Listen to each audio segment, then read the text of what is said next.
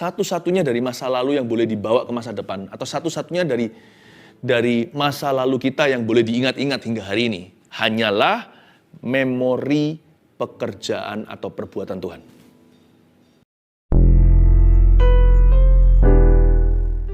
Dia memberi kita lagu yang baru, sebuah nyanyian di dalam roh kita untuk mengelu-elukan nama Tuhan. Orang lain melihatnya dan mereka pun takut akan Tuhan. Terima kasih Tuhan, Engkau jamah hati kami terdalam untuk mendekat dan merapat. Kami percaya janji-Mu teruji. Tuhan, Engkaulah pertolongan kami. Sampaikan sabda-Mu untuk umat-Mu yang menanti. Beri kami ya Tuhan roh yang baru, agar kami bisa berjalan dengan Tuhan di negeri orang-orang yang hidup. Terima kasih Bapa, sembunyikan hamba-hamba-Mu di balik salib-Mu dalam nama Yesus. Amin. Praise the Lord. Saya nggak sabar untuk membagikan firman pertama. Kita buka bersama-sama firman Tuhan, yaitu di Yesaya pasal 43. Ini adalah pasal Alkitab favorit saya. Tuhan banyak bicara, apalagi menyongsong sesuatu yang baru belum kita ketahui di depan ini. Oh, mari kita berharap sama Tuhan. Tuhan hendak membuat sesuatu yang baru, itu judul yang saya pilih. Sekali lagi, Tuhan hendak membuat sesuatu yang baru. Yesaya 43 ayat 15. Saya bacakan dulu ya. Akulah Tuhan yang Maha Kudus Allahmu, Rajamu yang menciptakan Israel. Beginilah firman Tuhan, yang telah membuat jalan melalui laut dan melalui air yang hebat, yang telah menyuruh kereta dan kuda keluar untuk berperang, juga tentara dan orang gagah. Mereka terbaring, tidak dapat bangkit, sudah mati, sudah padam sebagai sumbu. Firman-Nya, janganlah ingat-ingat hal-hal yang dahulu, dan janganlah perhatikan hal-hal yang dari zaman purbakala. Lihat, aku hendak membuat sesuatu yang baru, yang sekarang sudah tumbuh. Belumkah kamu mengetahuinya? Ya, aku hendak membuat jalan di padang gurun dan sungai-sungai di padang belantara. Binatang hutan akan memuliakan aku, serigala dan burung unta. Sebab aku telah membuat air memancar di padang gurun dan sungai-sungai di padang belantara, untuk memberi minum umat pilihanku. Umat yang telah kubentuk bagiku akan memberitakan kemasyuranku. Sebuah janji saya dapatkan dari Roh Kudus untuk keluarga Saat Teduh, yaitu bahwa Tuhan hendak membuat sesuatu yang baru. Dan setiap ayat ini adalah rema bagi kita. Tapi saya betul-betul ingin mendorong hati Anda dan hati kita semua. Kita saling mengingatkan ya, agar kita melupakan apa yang lalu dan mengarah pada tujuan dengan mata kita tetap memandang kepada Tuhan Yesus. Saya tahu kalau kita berjalan begitu, kemenangan ada di depan. Apapun yang terjadi di belakang, itu sudah lewat. Sekarang Tuhan hendak melawat. Dan ketika Tuhan melawat kita, Tuhan akan menunjukkan perkara-perkara yang lebih besar dan lebih indah. Ayat 15 dimulai dengan pribadi Allah. Akulah Tuhan yang Maha Kudus Allahmu, Rajamu yang menciptakan Israel. Tahun boleh baru, Tuhan kita tetap lama. Yesus itu sama dahulu, sekarang, sampai selama-lamanya. Satu hal yang akan berubah adalah kesetiaan Tuhan atas hidup kita. Saya yakin Tuhan sanggup menolong kita. Dan kalau kita nggak membutuhkan pertolongan, kita fine-fine saja dalam keadaan baik ceritanya, Tuhan akan meneguhkan apa yang sudah Anda kerjakan. Akulah Tuhan. Kata akulah Tuhan itu berarti dialah jaminan. Upahku ada pada Allahku. Sekalipun hati dan batinku habis lenyap, gunung batuku tetaplah Allah selama-lamanya. Tuhan itu bagian orang percaya. Jadi kalau Tuhan beserta kita, siapa sih lawan kita? Kalau Tuhan ada di hidup kita, masa perahu kita bisa tenggelam? Jangan bangunkan Yesus dengan terpaksa. Seolah-olah Yesus tertidur, karena Tuhan kita nggak terlelap, dia tetap terjaga. Jangan panik saudara, Tuhan ada di perahumu, tidak akan tenggelam kapal itu. Dan kalau Tuhan Yesus itu ada di dalam kehidupan kita, dia adalah pejunan. Apa sih yang rusak yang dia nggak bisa perbaiki? Apa yang runtuh yang dia tidak bisa bangun kembali? Asal dibangun dengan doa, segala sesuatu tiada yang mustahil bagi Allah dan bagi orang yang percaya. Akulah Tuhan.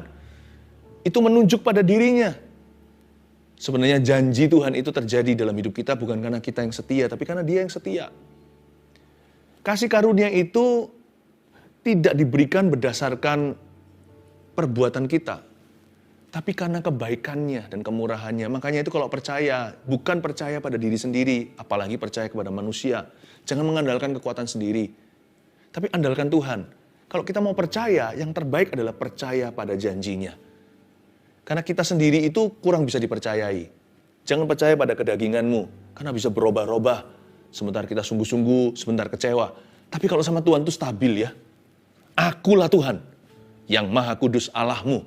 I am your God. I'm greater than you. Aku lebih besar daripadamu. Aku lebih setia daripadamu.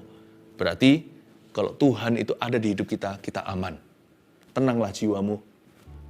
Tuhan ada. Tuhan ada di sini. Kalau Tuhan ada di sini, udah. Datang aja berharap padanya. Dia tidak akan mengecewakan Anda. Ya, ayat 16, beginilah firman Tuhan yang telah membuat jalan melalui laut dan melalui air yang hebat. Semua kita tahu ayat 16 ini mengacu pada cerita bangsa Israel keluar dari Mesir melewati Laut Merah yang terbelah. Ini kan cerita Musa. Kenapa sih Tuhan kok ingatkan lagi ya hal-hal yang di belakang? Bukankah nantinya kita akan ketemu ayat 18 firman-Nya, janganlah ingat-ingat hal-hal yang dahulu dan janganlah perhatikan hal-hal yang dari zaman purbakala. Kenapa ayat 16 Tuhan menyuruh kita menoleh ke belakang? Gini loh ya, satu-satunya dari masa lalu yang boleh dibawa ke masa depan, atau satu-satunya dari masa lalu kita yang boleh diingat-ingat hingga hari ini, hanyalah memori pekerjaan atau perbuatan Tuhan. Satu-satunya yang boleh Anda bawa maju, sesuatu yang di belakangmu, adalah memori itu. Jangan lupakan semua perbuatan baik Tuhan di hidupmu yang pernah terjadi. Nah, itu boleh dibawa maju. Memori itu jangan dihapuskan, karena itu menjadi kekuatan kita seperti sumur dalam-dalam. Kalau nggak ada air lagi, tidak ada air hujan, carilah air yang disimpan. Jikalau hari ini hidup Anda seolah-olah sepi pertolongan, ya kan, kurang mujizat, tak ada terobosan, doa pun tak kunjung dijawab, kembalilah ke masa lalu itu, dan lemparkan ke dalam-dalam memori yang ada, dan ingatlah akan perbuatannya. Kalau dulu Tuhan menolongmu, percayalah lagi bahwa Tuhan akan menolong Anda di depan nanti. Karena Tuhan kita nggak berubah dahulu, sekarang, sampai selama-lamanya. Beginilah firman Tuhan. Tuhan bicara sama bangsa Israel melalui mulut Yesaya. Aku yang telah membuat jalan melalui laut dan melalui air yang hebat, yang telah menyuruh kereta dan kuda keluar untuk berperang. Itu adalah kereta kudanya Firaun dan tentara Mesir. Juga tentara dan orang gagah. Mereka terbaring tidak dapat bangkit. Sudah mati. Mereka mengejar orang Israel, nggak bisa kan? Koyaklah semua roda-rodanya. Bangsa Israel bisa begitu aja jalan di tengah-tengah lautan. Bedanya sama Petrus jalan di atas air. Bedanya dengan mereka apa? Bangsa Israel berjalan di tengah-tengah air. Kiri kanan itu tembok raksasa. Air tidak bisa menembus di mana mereka berada. Luar biasa kan? Tapi bangsa Mesir yang mencoba untuk mengejar mereka dengan kekuatan kuda, oleng semua itu roda. Mereka terbaring tidak dapat bangkit, sudah mati, sudah padam sebagai sumbu. Tuhan ingatkan bangsa Israel yang kurang iman. Kamu ingat nggak aku pernah begini dalam sejarahmu? Aku akan membuatnya lagi. Wow. Mengapa? Karena akulah Tuhan yang Maha Kudus, Allah Israel. Aku tidak berubah. Dulu aku bisa, sekarang aku mampu. Dulu aku mau, sekarang aku masih mengasihimu. Luar biasa ya. Ayo kita memasuki tahun yang baru ini dengan sebuah semangat yang baru. Semangat bukan dari positive thinking kita, tapi semangat dari sesuatu yang jauh lebih dapat dipercaya. Kalau dari pikiran sendiri kan itu rekayasa. Tapi kalau pribadi Allah itu nggak berubah. Nah kalau kita itu, semangat kita itu pada Tuhan, saya yakin tidak akan kita putus asa. Tuhan itu berkata, lihat ke belakang, apa yang telah aku buat di dalam sejarahmu. Aku akan buat itu lagi, jikalau engkau meminta kepadaku, jikalau engkau percaya. Lalu ayat 18, firman-Nya, janganlah ingat-ingat hal-hal yang dahulu, dan janganlah perhatikan hal-hal yang dari zaman purbakala. Tunggu sebentar. Ayat 16, 17 suruh ingat. Ayat 18, nggak boleh ingat. Beda yang diingat. Ayat 16-17 suruh ingat perbuatan Allah. Sedangkan ayat 18 kita disuruh nomor 1, melupakan kegagalan dan kemuliaan di masa lalu. Ini bukan kemuliaan Tuhan ya, ini kemuliaan kita. Lupakan, Tuhan pernah pakai Anda, sudahlah jangan jual jasa. Lupakan, dulu Anda sukses, atau bahkan lebih sukses. Ya, nanti jangan-jangan kita terus referensi ke sana, dan gak maju-maju, gak bisa move on orangnya. Aku dulu itu loh, pemimpin pujian, tapi setelah Anda mundur sekian lama, sekarang bahkan gak pelayanan. Udah lupakan. Dulu pernah melayani, orang lain diberkati, ya sudah, itu semua sudah jadi kemuliaan Allah. Maksudnya, sudah menjadi kemuliaan untuk Tuhan. Ayo mulai melayani lagi. Jangan ngomel kalau disuruh angkat-angkat kursi di gereja, meskipun secara sukarela tidak berbayar. Aku dulu padahal di atas panggung situ. Gak apa-apa, Tuhan mau memulai sesuatu yang baru. Kadang-kadang sesuatu yang baru itu sederhana dulu. Bisnisku dulu loh besar. Tokoku ada 10. Sekarang semua jatuh. Masa harus kerja sama orang? Kalau memang Tuhan yang buka lowongan. Kalau Tuhan yang kirimkan pekerjaan. Terima apa adanya asal halal dan benar. Jangan berkata dulu aku mulia. Sekarang juga ada mulianya. Anda bangkit itu mulia loh. Dan dari 1 itu 5 roti 2 ikan. Siapa bilang Anda tidak bisa berakhir memberi 5.000 staf makan? Kalau Tuhan yang bekerja, tiada yang mustahil. Kalau Tuhan yang ada mau, bisa memulai dengan 1 biji. Sebentar lagi Anda akan melihat perkara-perkara yang hanya bisa saya jelaskan dalam 1 kata, yakni mujizat. Udah melupakan kegagalan dan kemuliaan di masa lalu, termasuk kegagalan, discouragement, perasaan down gara-gara dulu pernah gagal, sampai sekarang kok masih tertuduh. Di tahun yang baru kok belum kadaluarsa itu tuduhan. Terus merasa guilty, emangnya merasa guilty kita bisa menambah sasta? Emangnya dengan kita merasa bersalah itu kita bisa dekat sama Tuhan? Apa untungnya kerajaan sorga jikalau Anda terus menunduk berkata, aduh bodoh aku dan menepuk dadamu? Apakah Tuhan berkenan pada korban pengampunan dosa? Kalau itu bukan dari Tuhan Yesus, tapi Anda menyakiti diri. Apakah Tuhan tuh happy melihat Anda dengan menyakiti diri gitu? Apakah dosamu diampuni? Bukannya malahan kita berdosa yang baru dengan melukai tubuh. Berapa banyak orang itu sekarang hidupnya itu menyiksa dirinya. Karena dia nggak bisa mengampuni kesalahan yang dia lakukan. Dia nggak bisa move on dari kegagalan. Beberapa orang mabuk-mabukan, beberapa rusak-rusakan. Itu juga bentuk self-punishment. Itu juga bentuk hukuman pada dirinya. Tidak sedikit yang sekarang menjauhi Tuhan. Udahlah nggak Tuhan-Tuhanan. Apakah dengan demikian Anda jauh lebih benar? Apakah itu menolongmu? Apakah menambah sehasta pada hidupmu? Apakah dengan melakukan semua itu dosamu jadi lebih diampuni? Lebih ringan di mata Tuhan? Bukannya lebih baik dengan bertobat dan meninggalkannya? Lalu setelah itu move on dalam Tuhan Yesus. Udah jangan diingat-ingat lagi hal-hal dari zaman purbakala. Buat apa sih? Yang lalu ya sudah lalu. Apa yang sudah lewat ya sudah lewat. Jikalau nasimu sudah menjadi bubur, makanlah bubur itu dengan syukur.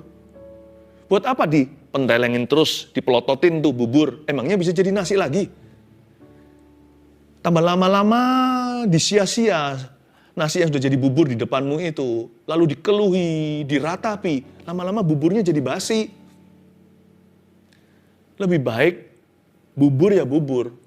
Tunduk kepala, doa bersyukur dan katakan terima kasih untuk makanan yang tidak mengenyangkan ini. Tapi gara-gara ini, kalau aku makan, aku tidak akan mati. Makan dulu sampai Tuhan kirim nasi. Ya kan? Lupakan kegagalanmu. Demikian pula lupakan kemuliaanmu. Apapun perkara baru yang di depanmu, sambut itu. Sambut dengan bahagia. Katakan, Tuhan belum selesai dengan saya. Allah masih akan bekerja. Ku tahu rencananya indah bagiku. Ku tahu kehendaknya baik bagiku. Ku tahu rancangannya sempurna bagiku. Sekalipun sekarang aku belum mengerti sepenuhnya. Sekalipun sekarang aku belum tahu. Aku beriman dulu. bahwa Tuhan hendak membuat sesuatu yang baru. Be excited, bergairahlah. Itulah dari sisi kita. Kalau Tuhan mau membuat sesuatu yang baru, sisimu dan sisiku adalah melupakan kegagalan dan kemuliaan kita di masa lalu. Lalu ayat 19, lihat, aku hendak membuat sesuatu yang baru, yang sekarang sudah tumbuh. Belumkah kamu mengetahuinya? Ya, aku hendak membuat jalan di padang gurun dan sungai-sungai di padang belantara. Ayat 19 ini, Tuhan suruh kita lihat, look, behold, aku hendak membuat sesuatu yang baru, yang sekarang sudah tumbuh. Lalu ada pertanyaan, belumkah kamu mengetahuinya? Sebenarnya pertanyaannya di sini itu bunyinya begini loh. Belumkah kamu mengetahuinya itu kalau di telinga saya bunyinya demikian.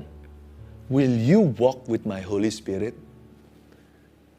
Will you be in step with my spirit? Akankah engkau berjalan dengan rohku? Belumkah kamu mengetahuinya itu bukan pengetahuan, tapi pengenalan. Bukan pengetahuan belaka, tapi perjalanan. Itu sebuah tawaran, belumkah kamu mengetahuinya itu bukan informasi yang Tuhan cari. Tetapi hati yang diserahkan. Tuhan berkata, maukah kamu berjalan dengan rohku di tahun yang baru ini? Makanya itu nomor 2 poinnya. Melangkah dengan pasti bersama Roh Kudus. Jangan berhenti sampai melupakan apa yang di belakang kita. Nah, yang penting sekarang, lebih penting adalah berjalan ke depan. Nah, kalau jalan ke depan, jangan jalan sendirian.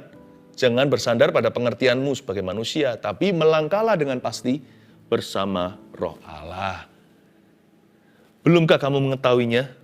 Makanya itu kalimat berikutnya kalau Anda lihat 19b bunyinya begini, ya, aku hendak membuat jalan di padang gurun. Lihat, yang Tuhan tawarkan pertama-tama adalah jalan. Tuhan nggak tawarkan resources atau sumber dayanya dulu. Tuhan tawarkan jalannya dulu. Maukah kamu jalan sama aku? Melangkahlah dengan pasti. Kenapa kita bisa pasti padahal kita nggak tahu? Karena hari esok siapa yang bisa mengerti? Tapi kalau Roh Kudus yang jadi pilotnya, Roh Kudus, Roh Allah yang jadi nahkodanya, tenanglah jiwaku, kita tahu siapa yang pegang kendali. Karena Roh Kudus itu adalah Roh Allah yang hidup, yang maha tahu dan maha kuasa. Kalau dia berjalan di depan kita nggak takut. Sebelum kita tahu, dia sudah tahu dulu. Sebelum kita mengerti, dia sudah tahu segala sesuatu. Kalau kita nggak bisa berbuat apa-apa, dia sudah tahu jalan keluarnya. Kalau saya dituntun sama Roh Kudus, saya adalah anak Allah. Dan siapa memiliki Roh Allah, dia adalah anak-anak kerajaan sorga. Dan siapa punya Roh Kudus, dia akan dituntun olehnya. Peganglah tanganku Roh Kudus setiap hari, ku tak berani jalan sendiri tanpa engkau. Bawalah diriku pada semua atau seluruh kebenaran, agar ku tidak tersesat mengikuti jalan Tuhan. Jalan di padang gurun. Ya, aku hendak, kata Tuhan di sini, membuat jalan di padang gurun. Ayo jalan sama aku beri Roh Kudusku. Tuhan gak beri malaikat loh ya jalan di depan. Yang itu Musa gak mau. Musa berkata, kalau engkau sendiri tidak jalan bersama dengan kami, jangan suruh kami pergi dari sini kemanapun juga. Karena apa bedanya kami dengan bangsa lain yang tidak mengenal Allah? Musa minta penyertaan di padang gurun. Kita minta Roh Kudus di perjanjian baru. Dear Holy Spirit, walk with me. Take me by my hand. Tangkap aku, pegang aku dengan tanganku. Ya, aku hendak membuat jalan di padang gurun, lalu lihat. Dan sungai-sungai di padang belantara. Memang tidak heran ya, Roh Kudus itu seringkali digambarkan seperti air. Bukan hanya seperti wind atau angin. Atau api, waktu Pentakosta terjadi. Tapi juga seperti air yang mengalir. Mengalirlah Roh Kudus, mengalirlah di dalam jiwaku. Lihat di sini. Dia seperti sungai di padang belantara, memberi minum umatnya, supaya mereka tidak kehausan dan kelaparan di padang gurun. Roh Kudus itu akan beserta denganmu tahun ini. Tapi susah, Pastor Philip, apa yang harus kulakukan agar supaya Roh Kudus berjalan bersama dengan saya? Nggak usah lakukan apa-apa, percaya saja. Percaya saja. Nanti kalau salah kan ditegur sama dia. Ya. Asal Anda dan saya tidak mengusirnya, karena Roh Kudus itu roh yang lembut. Selain dia berkuasa, dia nggak pernah memaksa. Setan itu menyurupi, Roh Kudus itu memenuhi. Dia memenuhi hati yang haus dan lapar. Kalau setan nggak peduli sana mau nggak, dia mencuri, membunuh, membinasakan. Makanya itu orang kesurupan nggak menyadari kalau dia bisa kesurupan tiba-tiba aja. Kok jadi begitu orangnya? Kalau Roh Kudus nggak begitu, dia selalu bekerja sama dengan kehendak bebas kita. Asal kita jangan berkata, "Wo puyao, Aku nggak mau engkau Roh Kudus, minggir.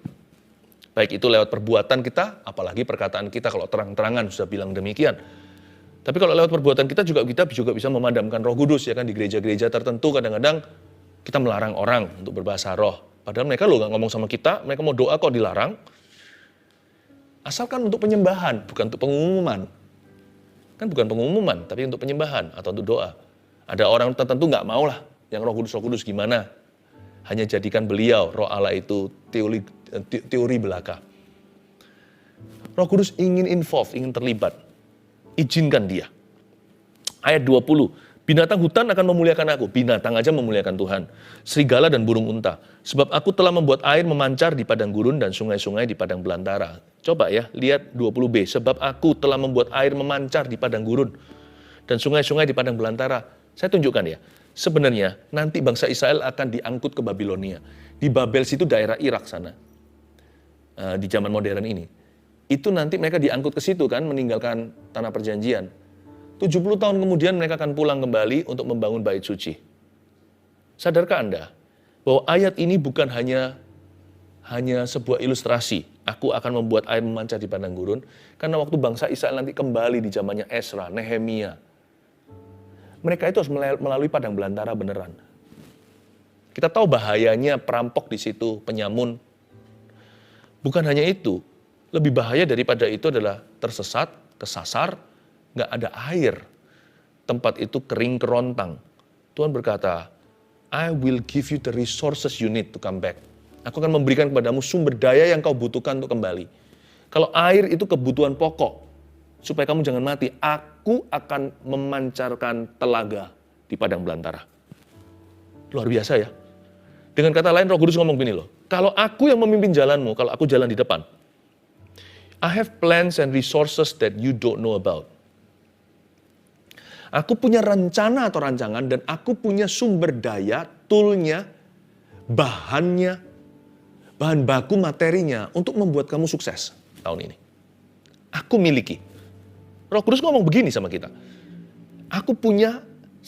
Tuhan memiliki sumber daya yang kau perlukan agar Anda berhasil dan agar janji Tuhan benar-benar digenapi di dalam kehidupan kita. Dan bagi bangsa Israel yang nanti akan kembali dari Babel, itu berarti air di padang gurun dan juga sungai di padang belantara. Karena mereka perlu menyeberang dengan berjalan kaki sampai ke tanah perjanjian. Tuhan berkata, I provide for you. Beres. Semua aku sediakan. Kamu tidak harus lihat sekarang. Jalanlah one day at a time, step by step, heart to heart. Satu hari demi satu hari, setiap langkah kaki. Aku akan menunjukkan nanti ketika kau memerlukan, dari batu akan memancar telaga. Jangan minta semuanya di depan. Aku mau lihat dulu. Itu bukan iman. Toh kalau Tuhan tunjukkan semuanya juga Anda tidak bisa mengelola. Tapi beriman dulu. Nanti Tuhan akan nyatakan tepat waktu. Makanya ada firman begini kan di kitab Pengkhotbah, semua indah pada waktunya. Kalau belum waktunya, bukan hanya nggak indah, belum nyata. Tapi kalau sudah waktunya tiba, Tuhan nyatakan. Untuk memberi minum umat pilihanku, itu dia. Ayat 20c tadi untuk memberi minum. Dan ayat 21, umat yang telah kubentuk, bagiku akan memberitakan kemasyuranku. Ini saya terima sebagai rema bagi jemaat saat teduh. Umat yang telah kubentuk bagiku itu juga jemaat saat teduh. Akan memberitakan kemasyuranku. Nomor 3, bagaimana sih peran kita kalau Tuhan hendak membuat sesuatu yang baru, apa bagian kita? Menjadi saksi Kristus yang memuliakan namanya. Udah, jangan pusing macam-macam kecuali tanggung jawab Anda sehari-hari dan memang apa yang menjadi tugas Anda dalam hidup ini. Udah lebih dari itu serahkan ke Yesus. Asal hati Anda rindu ini aja satu. Ini jadi motivasi utama. Menjadi saksi Kristus yang memuliakan namanya. Jangan tunggu nanti. Nanti kalau aku sudah ditolong, aku akan bersaksi untuk Tuhan. Nanti setelah mengalami mujizat, saya pasti cerita sama orang-orang. Nggak usah. Sekarang, mulai sekarang, setiap langkah, setiap milimeter perjalanan Anda, miliki kerinduan untuk menjadi saksi bagi Tuhan. Menjadi saksi Kristus yang memuliakan namanya dalam bahasa Inggris ayat 21 itu, my people will declare my praise. Mereka akan mendeklarasikan, memproklamasikan pujian untuk aku. Bukan berarti disuruh PAW, praise and worship, bisa nyanyi. Bukan. Tapi hidup mereka itu loh, akan menyebabkan pujian bagi Tuhan. Yang penting ya di dalam hati itu, pokoknya doa gini. In my life, Lord, please be glorified. Di hidupku Tuhan, dimuliakan namamu. Jangan tunggu gini, Tuhan, nanti setelah aku keluar dari masalah, aku akan memuliakan namamu. Enggak, bahkan sekarang mulai sejak saat ini juga. Jikalau ada di antara kita yang masih dirudung oleh problema, even right now, bahkan detik ini juga, Anda bisa berdoa begitu. Pokoknya Tuhan, di dalam masalah atau tidak, biarkan hidupku itu memuliakan namamu. Orang alami mujizat bisa memuliakan Tuhan, oh ya, dia bisa cerita dan orang lain semua terkagum-kagum dan berkata, Tuhan bisa begitu ya dalam kehidupan kita. Tapi orang dalam masalah bisa memuliakan Tuhan nggak? Bisa dengan sikap hati yang benar. Mereka akan berkata, kamu loh masih dalam masalah, malu aku. Aku aja yang nggak punya masalah seperti kamu. Nggak bisa bersyukur seperti dirimu. Nggak bisa sepositif Anda. In my life, Lord, be glorified. In my life, Lord, be glorified. Be glorified. In my life, Lord, be glorified today. Itu aja. In my heart, Lord, di hatiku, be glorified. Be glorified. In my heart, oh Lord, be glorified today. Lagu sederhana yang saya sering nyanyikan waktu saya masih awal-awal jadi orang Kristen lahir baru. Itu saja kerinduan.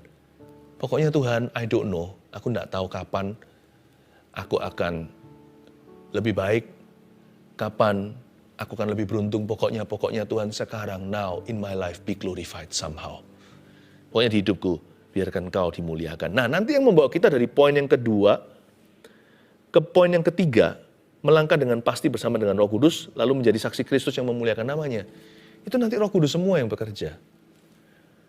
Masa sih orang kalau memuliakan Tuhan itu nggak Tuhan akan tuntun pada kebenaran. Roh Kudus tidak akan tuntun ke solusi. Kalau kita berdoa begini, in my life Lord be glorified, di hidupku Tuhan, biarkan Engkau saja dipermuliakan. Pokoknya nggak tahu caranya gimana Engkau harus dimuliakan atasku. Masa Roh Kudus tidak akan tuntun dan tunjukkan jalan keluar? Masa Tuhan akan tangkap dan angkat kita pada kemuliaan yang lebih besar? Bukankah firman Tuhan bunyinya begini? Dia yang menuntun kita dari kemuliaan pada kemuliaan. Dalam bahasa Inggrisnya bagus sekali, from glory to greater glory. Tapi kalau mata kita tertuju ke mujizat, atau mata kita tertuju pada jawaban, tertuju pada kelepasan, kesembuhan, nanti kita tunggu dulu untuk memuliakan Tuhan. Ini dulu baru itu. Tapi kalau mata kita tertuju ke Kristus, kita akan lupakan yang lalu, mengarah pada tujuan dengan mata kita tertuju pada Tuhan Yesus. Tanpa kita sadari, kita sudah jalan berkilo-kilometer ke depan, menoleh ke belakang. Sudah jauh. Dan lihat lagi ke sana, tiba-tiba ada titik terang secercah harapan. Ada pintu yang terbuka, selama ini tertutup di depanmu. Lalu mujizat terjadi. Dan waktu itu terjadi, maka seperti mimpi ketika Tuhan memulihkan kita. Menjadi saksi Kristus yang memuliakan namanya. Udah itu aja. Kalau Tuhan hendak membuat sesuatu yang baru, imani dulu. Pokoknya aku mau jadi saksi Kristus yang memuliakan namanya. Today, hari ini. 3 hal yang saya sampaikan kepada Anda. Mari kita lakukan firman. 1, melupakan kegagalan dan kemuliaan di masa lalu. Kenapa? Karena Tuhan hendak membuat sesuatu yang baru. 2, melangkah dengan pasti bersama Roh Kudus. Karena perkara baru ada di depan, biarkan Tuhan Allah Roh Kudus yang memegang tangan. 3, menjadi saksi Kristus yang memuliakan namanya. Nggak usah nanti lagi, nggak usah tunggu. Ini bisa kita lakukan hari ini dan berkata, Lord, glorify your name in my life. Di dalam hidupku, biarkan Engkau dipermuliakan. Percayalah, nanti Anda akan jadi kesaksian lebih dari hari ini. Karena Tuhan tidak pernah gagal dalam kehidupan mereka yang beriman kepadanya. Mari kita serahkan hidup kita kepadanya. Dia ada di sini.